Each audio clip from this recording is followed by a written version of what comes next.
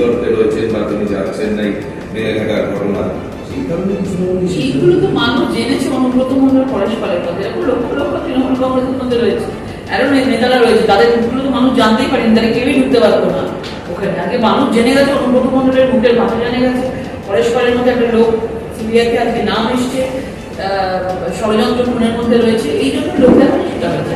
পেছনে পেছনে সব দেখবেন, অনুব্রত মন্ডল যারা মমতা বন্দ্যোপাধ্যায় মানে ঘুমাতেই পারবে না, বিভু ভাবতেই পারে না, স্বপ্নই দেখতে পারে না, সারাক্ষণ ওনার হাত মাথায় পুরোপুরি ভাবে মমতা বন্দ্যোপাধ্যায় রাজনীতি, পুলিশ টুলিশ কেউ কিচ্ছু করতে পারলো না। অনুব্রত মন্ডলকে বলার তো তুমি রয়েছে। বাংলাদেশে নিয়ে আপনারা তৃণমূল টানতে গিয়ে বিদ্যাসাগরের মূর্তি ভাঙার প্রসঙ্গ তুলে তোলা হয়েছে আজকে। বলেছে কিসের এত জ্বালা, জিততে পারেননি বলে? যেভাবে এরা লাঞ্ছিত নিপীড়িত করছে, এই অধ্যত্ত, এই দম্ভ সব ঝেঁটিয়ে বিদায় করে বঙ্গোপসাগরে ফেলতে হবে। বিদ্যাসাগরের মূর্তি ভাঙা, অমিত শাহজি র্যালিতে যেটা মূর্তি ভাঙা হয়েছিল, শুধু একদম পুরো ষড়যন্ত্র করে ওই র্যালিটাকে মানে বিভিন্ন ভাবে বন্ধ করে দেওয়ার জন্যই তো এই ধরনের কিছু করা হয়েছিল। তো সবাই মনে আছে বিদ্যাসাগরের মূর্তি ভেঙে সেটি ইস্যু তৈরি করা আগের বার ভোটে। আর বাঙালি নিয়ে যে কথাটা বলছে, আমরা তো সকলে বাঙালি, মানে বাঙালি অস্মিতা নিয়ে আমাদের বাংলার মানুষকে কি সেটা, যারা বিজেপিকে ভোট দিয়েছেন তারা কি বাঙালি অস্মিতা কখনো মানেননি? তারা বাঙালি, তারাও ভোট দিয়েছেন। উনি ইউসুফ পাঠান, কীর্তি আজাদ, শত্রুঘ্ন সিনহা ওখান থেকে নিয়ে এসছে, সব তো বাংলার বাইরে থেকে নিয়ে এসছে। সেখানে বাঙালি কোথায়? বর্ধমান দুর্গাপুরে এত ভোটাররা বাঙালি রয়েছে, তাদের জন্য একজন বাইরে থেকে কীর্তি আজাদকে নিয়ে আসতে হলো। শত্রুঘ্ন সিনহার কাছে আসানসোলে বাঙালিরা রয়েছে, তাদের শত্রুঘ্ন সিনহাকে বিহার থেকে নিয়ে আসা হলো। আগে ইউসুফ পাঠানকে, মুর্শিদাবাদে এত বাঙালিরা রয়েছে, ইউসুফ পাঠানকে নিয়ে আসা হলো। মানে ভোট এলেই 5 বছর বাদে নতুন নতুন নাটক শুরু হয়, আর ভোট যেই চলে যায় তারপর সব ভুলে যায়। এই দেখবেন 26-এ এই সময় যখন ভোট হয়ে গেছে, সবকিছু হয়ে গেছে, বাঙালি অস্মিতা আমি বলেছিলাম নাকি, বলিনি তো? মানে নতুন নতুন নাটক মমতা বন্দ্যোপাধ্যায় 5 বছর অন্তর শুরু করে। বলছেন মমতা বন্দ্যোপাধ্যায়, এবং তার পাশাপাশি নরেন্দ্র মোদীর নাম না করে বলেছেন যে আপনি পরিবর্তনের কথা বলছেন, কদিন আগে বলে গেলেন যদি দিল্লিতে পরিবর্তন হয়ে যায়। পুজোর ঠিক হয়ে শুভেচ্ছা বলে একটা কথা আছে।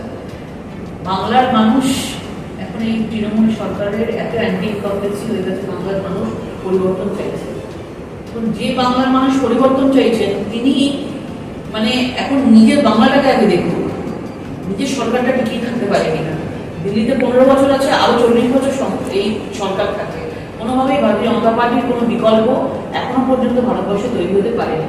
সুতরাং নিজের যে বাংলায় সবাইকে পরিবর্তন চাইছে, নিজের ঘরের লোক, কোটি কোটি লোক যে পরিবর্তন চাইছে, সেদিকে আগে ভালো। আমি ফাইল খুলছি না বলে বাপু চুরি করলো, তারপরও তাদের জেলে ঢুকালো না বিজেপি। এতেই বোঝা যায় বিজেপি আর বামেদের কতটা আঘাত। সিপিএম এর সঙ্গে তো কালকেও জোটে বৈঠক করছিল। ইন্ডিয়া গঠবন্ধনে তো দেখলাম যে সেখানে অভিষেক ব্যানার্জি পর্যন্ত সেখানে ভার্চুয়াল কলে ছিল, সেখানে সিপিএমও ছিল। তো সেখানে তো পুরোপুরিভাবে দেখা যাচ্ছে সিপিএম, তৃণমূল কংগ্রেস, কংগ্রেস সব একসাথে হয়েছে বিজেপিকে মানে আক্রমণ করবার জন্য। আবার এখানে বাংলায় উনি বলছেন যে সিপিএম আর বিজেপি মানুষকে ঘুরে দিতে চাইছে। সিপিএম এর পুরো গ্রুপটাই তো আজকে তৃণমূল কংগ্রেসে রয়েছে। তারা মানে যে সিন্ডিকেটবাজি বলুন যা করেছিল, মানে একতলা দোতলা করেছিল ভাই, এরা তো 10 তলা তুলে নিয়েছে। অভিষেক বন্দ্যোপাধ্যায় বলছেন এই সেশনে বাংলা, এবারে আমরা 500 বার করে বাংলায় বলবো। আবার মমতা বন্দ্যোপাধ্যায় বলছেন যে বাংলা বলার জন্য কাউকে গ্রেপ্তার করলে আমরা দিল্লি পর্যন্ত যাব। এই গোটা ব্যাপারটা কিন্তু তারা দিল্লিতেও নিয়ে যেতে চাইছে বলে বোঝা যাচ্ছে না যে বাংলার বাইরে মানুষরা, এত মানুষ তো এখান থেকে শ্রমিকরা বাংলার বাইরে কাজ করছে, এবং সেখানে তারা খুব ভালো আছে, কেউ বাংলায় আসতেই চাইছে না। তো বাংলা আজকে দিল্লি বলুন, উত্তরাখণ্ড বলুন, উত্তরপ্রদেশ বলুন, বিভিন্ন জায়গায় বলুন, যারা বাঙালিরা রয়েছে বহাল তবিয়াতে রয়েছে। বাঙালিদের উপর তো কোনো রকম ভাবে অসম্মান করেনি, বাংলাতে সবসময় সম্মান দিয়েছে। আর বাংলার কথা তো আমরাও সংসদে সারাক্ষণ বাংলায় কথা বলেছি।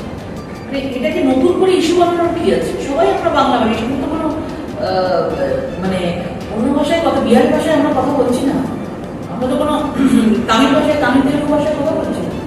বাংলায় রয়েছি, বাংলায় কথা বলছি, বাংলা ভাষী রয়েছি, নতুন করে বাংলাতে আর কি দেবো? উনি কিছুই নেই, বৈতরণীটা পার হওয়ার জন্য উনি ভাষা আন্দোলন করছেন।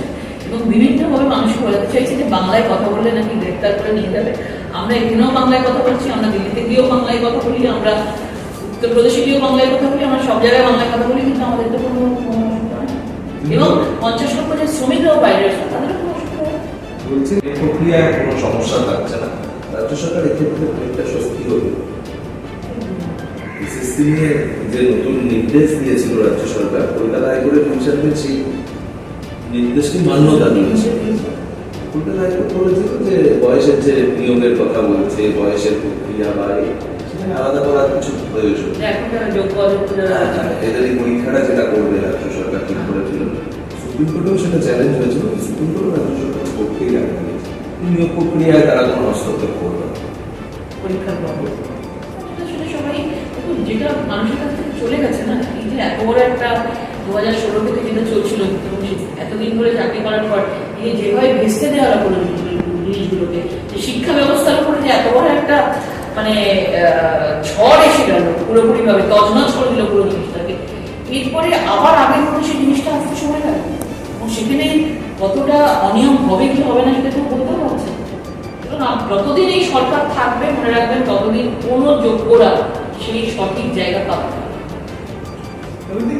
আমার বাড়ি দখল, এবার স্লোগান হবে জব্দ হবে স্তব্ধ হবে, বিজেপি নেতাদের বাড়ির সামনে গিয়ে বসে পড়বে।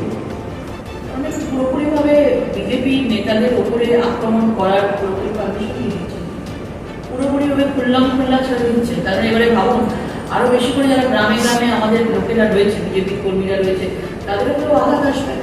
মানে এটা ওপেনলি উনি বলে দিলেন যে পুরোপুরি ভাবে আঘাত করুন। দেখুন, গণতান্ত্রিক পদ্ধতিতে তো আমাদের সেই রাইটস আছে, যে আমাদের সেই অধিকার আছে, আমরা নবান্ন অভিযান করতে পারি, আমরা উত্তরপূর্ণ অভিযান করতে পারি, আমরা হাজরা দুটো জায়গায় গিয়ে ওখানে আন্দোলন করতে পারি, আমরা কলকাতায় গিয়ে আন্দোলন করতে পারি, কিন্তু গণতান্ত্রিক প্রত্যেকের অধিকার রয়েছে। কিন্তু এটার জন্য যদি মনে করে থাকেন যে শাসক দল প্রত্যেকটা বাড়ি গিয়ে তাদেরকে আক্রমণ করবে, দুঃখের বিষয় যে উনি ওপেনলি ফ্রি হ্যান্ড করে দিয়েছেন। সব যারা বেশিরভাগ রয়েছেন সব ক্রিমিনাল রয়েছেন তৃণমূলে, এবং জায়গায় দেখবেন ক্রিমিনালদের এইসব জিনিসগুলো বাড়বে, আরো দৌড়াতে পারবে, এবং আমাদের কর্মীদেরকে হুমকি দেওয়া ভয় দেখানো এসব চলবে। 9 জুলাই সারা ভারত ধর্মঘটের ডাক দিয়েছিল বাবা, সেদিন যারা স্কুলে যাননি বা অফিসে তাদের শোকজ করা হয়েছে, কিন্তু আজকে বহু স্কুল ফাঁকা, বহু অফিসে বহু কর্মচারীরা যায়নি, তাদের ক্ষেত্রে কিছু এই ভূমিকা পালন করবে। হ্যাঁ, তৃণমূল সরকারের ছুটি দিয়ে দিয়েছে, প্রত্যেককে ভিড়ে আসতে হবে। দেখছেন, আমরা দেখছিলাম টিভির মাধ্যমে যে সরকারি কর্মচারী দেখেই মনে হচ্ছে প্রতিদিন অফিস যাওয়ার লোক, অফিস যায় বাড়ি, আর বাড়ি থেকে অফিস যায়, অফিস থেকে বাড়ি যায়, আজকে তারাও মানে অনিচ্ছা সত্ত্বেও আজকে দেখছিলাম ফেরি পার হয়ে ট্রেনে বাসে এরকম ভাবে তাদেরকে আসতে হচ্ছে। সত্যি দুঃখ লাগে এদেরকে মানে এইসবের জন্য, যে আজকে অনিচ্ছা সত্ত্বেও শুধুমাত্র সরকারি কর্মচারী বলে তাদেরকেও সব কিছু ছেড়ে দিয়ে আসতে হচ্ছে। স্কুলগুলো পর্যন্ত বন্ধ করে দেওয়া হচ্ছে, যাতে স্কুলের বাচ্চাদেরকে মানে নিজেরাই জ্ঞান করবে, নিজেরাই এত লোক নিয়ে আসবে, গাড়ি বাস সব কিছু তুলে নিয়েছে তৃণমূলের সরকার। তো এটা তো একটা মানে আগামী দিনে ভবিষ্যতে একটা মারাত্মক খারাপ জিনিস। এসএসসি নিয়োগ প্রক্রিয়া নিয়ে কলকাতা হাইকোর্ট প্রবেশকারী যিনি মালদাতে প্রধান ছিলেন, এই মুহূর্তে তার প্রধানত্ব চলে গিয়েছে, সেই লাভলি খাতিন তো তৃণমূলের সমাজ রয়েছে। মানে বাংলাদেশের নাগরিক এখানে রয়েছে, তৃণমূলের ভোটার, পঞ্চায়েতের প্রধান ছিল, এতদিন ধরে তারা কাজ করেছে। এরকম কিন্তু কত কোথায় কোথায় লুকিয়ে আছে আমরা জানি। আমাদের সরকার এলে তখন আমরা বার করতে পারবো এরকম যে কত লোক লুকিয়ে আছে তৃণমূলের ভেতরে। বাংলাদেশি ভোটাররা বড় বড় পদ নিয়ে বসে আছে, মানুষ জানতেই পারছে না। মানুষকে বলবো, সাধারণ মানুষকে বলবো, এইবারের জন্য 2026-এ এইসব বাংলাদেশি যারা নেতা এখানে এসে প্রতিনিধিত্ব করছেন তাদেরকে হটানোর জন্য ভারতীয় জনতা পার্টিকে ভোট দিয়ে নিয়ে আসুন, সরকার করুন, দেখবেন আপনা হতেই বাংলাদেশের অধিকার সব আপনা হতেই ছেঁকে সব বাংলাদেশ চলে যাবে। যুব কংগ্রেসের